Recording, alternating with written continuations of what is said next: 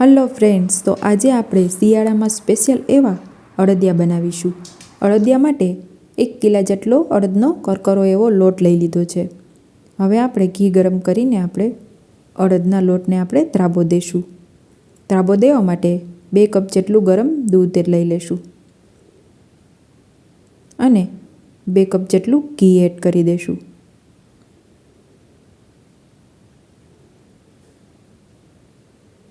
ત્યારબાદ આ બધાને મિક્સ કરી લેશું.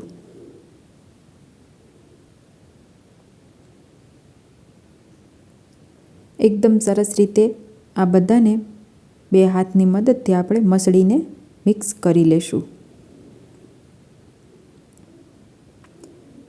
ત્યારબાદ આ લોટને ચાળણીની મદદથી આપણે ચાળી લેશું, જેથી કરીને એકદમ સરસ રીતે આપણા અડદિયા કણીદાર બને. લોટ ચડાઈ ગયા બાદ 10 થી 15 મિનિટ માટે આ લોટને હાથની મદદથી દબાવીને થોડીવાર માટે રેસ્ટ આપીશું. ત્યારબાદ એક પેનમાં ઘી ગરમ થવા મૂકી દઈશું.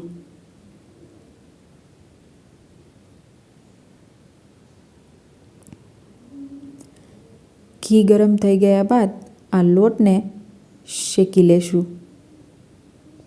બધા જ લોટને આપણે ઘીમાં એડ કરીને શેકી લેશું.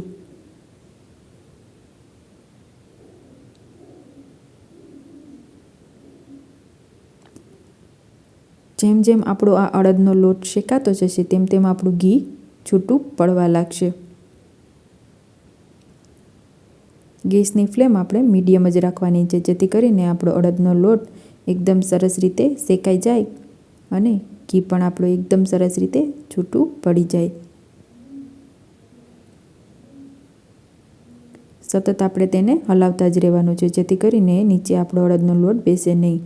એકદમ સરસ રીતે આપણો લોટ શેકાઈ જાય ત્યારબાદ તેમાં આપણે 2 થી 3 ચમચી જેટલી દૂધની મલાઈ એડ કરી દઈશું અને ફરીથી તેને થોડીવાર માટે આપણે પાકવા દઈશું, જેથી કરીને દૂધની મલાઈ એકદમ સરસ રીતે પાકી જાય અને આપણો અડદનો લોટ એકદમ સરસ રીતે બ્રાઉન કલરનો થઈ જાય.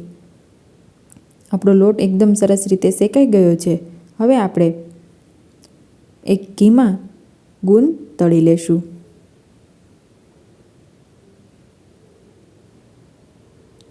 ગુંદને આપણે આવી રીતે બધાને ગુંદને આપણે તળી લેશું.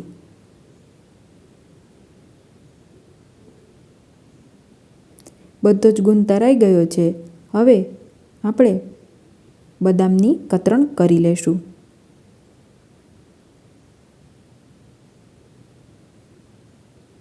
બધી જ બદામની આપણે આવી રીતે કતરણ કરી શકીએ.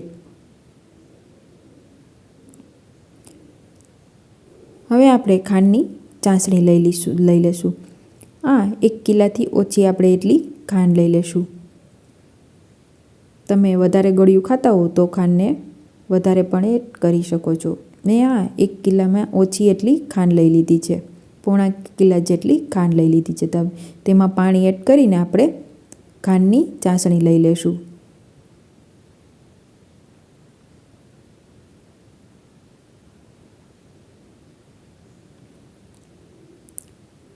ખાંડની ચાસણી આપણે 1 તારની જ લેવાની છે.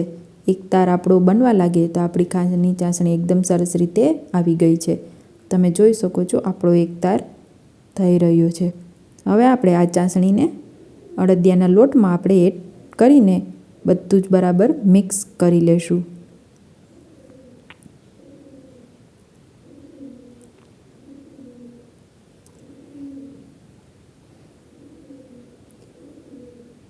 તમે જોઈ શકો છો કેટલો સરસ રીતે આપણો અડદિયાનો લોટ શેકાઈ ગયો છે. હવે તેને આપણે થોડીવાર માટે મિક્સ કરતા રહેશું, જેથી કરીને બધી જ ચાસણી એકદમ બરાબર મિક્સ થઈ જાય.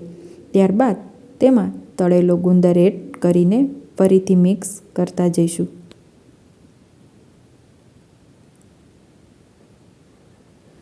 ગુંદ બરાબર મિક્સ થઈ જાય એકદમ સરસ રીતે, ત્યારબાદ આપણે તેમાં ડ્રાય ફ્રૂટ એડ કરી દઈશું.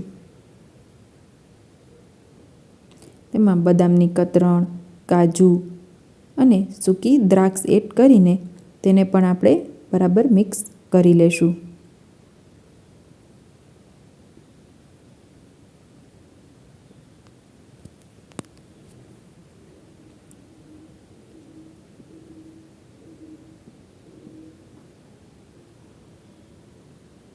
ત્યારબાદ તેમાં આપણે સૂંઠનો પાવડર એડ કરી દઈશું. 2 થી 3 ચમચી જેટલો સૂંઠ પાવડર એડ કરશું. ત્યારબાદ ફરીથી તેને મિક્સ કરી લેશું.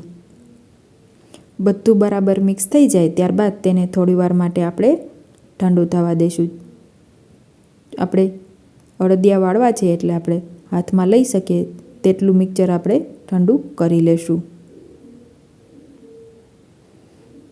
ત્યારબાદ આપણે અળદિયાને આપણે વાળી લેશું. આવી રીતે આપણે અળદિયાનો શેપ દઈ દેશું. શિયાળા સ્પેશિયલ એવા અળદિયા તૈયાર થઈ ગયા છે. તમે જોઈ શકો છો કેટલા સરસ રીતે આપણા અળદિયા દેખાઈ રહ્યા છે. એકવાર જરૂરથી ટ્રાય કરજો. થેન્ક યુ મિત્રો.